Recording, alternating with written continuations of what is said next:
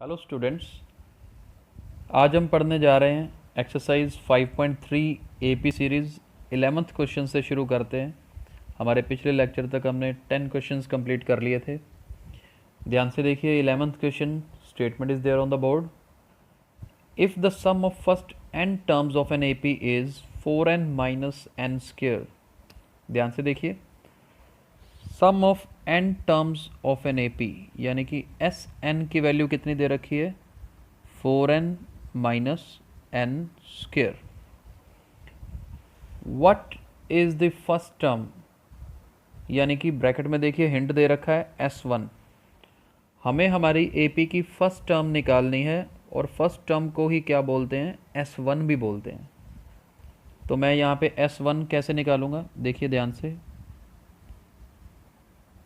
First term मतलब S1, ये निकलेगा कैसे, यहाँ से 4 इंटू 1 माइनस 1 स्क्वायर, यानी कि n की जगह पे 1 फिल कर दें तो यानी कि 4 माइनस 1 इज इक्वल टू 3। तो फर्स्ट टर्म हमारी क्या आएगी, 3 आएगी। तो यहाँ तक हमने ये क्वेश्चन कर लिया है। आगे देखिए, find sum of first two terms. First two terms का सम निकालने का मतलब क्या निकालना है, हमें S2 निकालना है।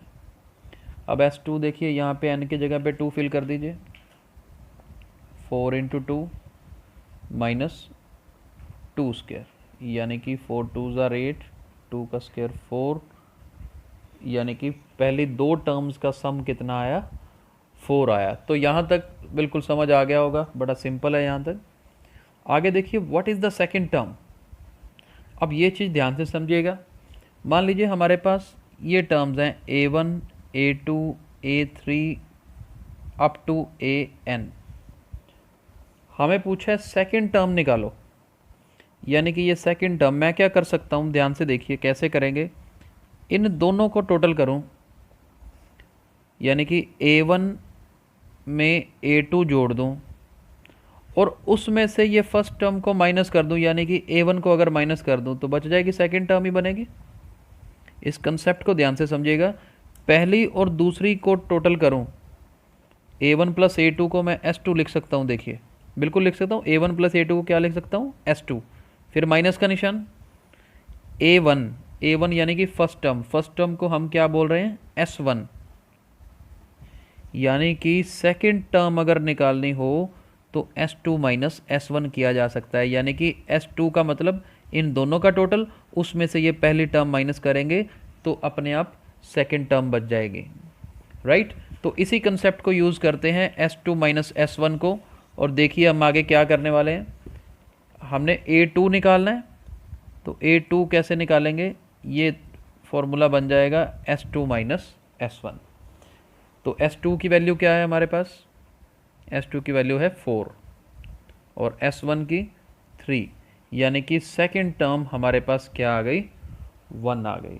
तो देखिए फर्स्ट टर्म मैं यहाँ थोड़ा हिंट के लिए लिख रहा हूँ, फर्स्ट टर्म हमारे पास आई 3 और सेकेंड टर्म हमारे पास क्या आ चुकी है, 1 आ चुकी है।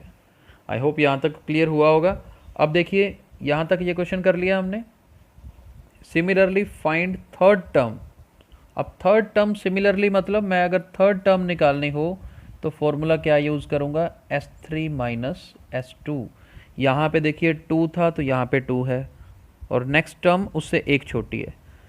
तो यहीं से एक आइडिया लगाया हमने कि A3 मतलब ये थर्ड टर्म निकालनी है, तो S3 माइनस S2 करेंगे, 3 के सामने 3 और नेक्स्ट टर्म उससे एक कम आएगी। अब S3 कैसे निकलेगा, देखिए इसी में पुट करना है क्योंकि SN गिवन है। S3 निकलेगा, n की वैल्यू 3 पुट करके, यहीं पे ही कर रहा हूँ, 4 में n की जगह पे 3 माइनस 3 स्क्वायर। ये अभी तक S3 निकला है, आगे माइनस का निशान, फिर S2 ब्रैकेट स्टार्ट कर देते हैं। S2 कैसे निकलेगा, 4 इंटू 2 माइनस 2 स्क्वायर, क्या बन गया, 4 इंटू 3 12, 3 का स्क्वायर 9, 3 का स्क्वायर 9 बन गया हमारे पास। आगे देखिए माइनस है 4 2 ज़ार 8, 2 का स्क्वायर 4, तो 12 माइनस 9 किया 3, 8 में से 4 गए 4, तो ये मेरे पास थर्ड टर्म की वैल्यू क्या आ जाती है -1। तो मैं यहाँ पे नेक्स्ट टर्म भी लिख रहा हूँ 3 1 एंड देन -1। तो आई होप यहाँ तक क्लियर होगा। आगे देखिए हमने थर्ड टर्म तक कर लिया, फिर है टेंथ टर्म। टेंथ टर्म ध्यान से देखिए हम कैसे निकाल सकते हैं। यहाँ कर रहे हैं बोर्ड पे, कुछ डिलीट कर देते हैं, इस कर चुके हैं हम। ये देखिए टेंथ टर्म मेथड सेम लगाना है, करेंगे क्या S10 माइनस S9, कंसेप्ट बिल्कुल सेम चलेगा। S10 का मतलब 4 इंटू 10 माइनस 10 स्क्वायर माइनस, फिर S9 है। अब S9 का क्या करेंगे 4 इंटू 9 माइनस 9 स्क्वायर, राइट।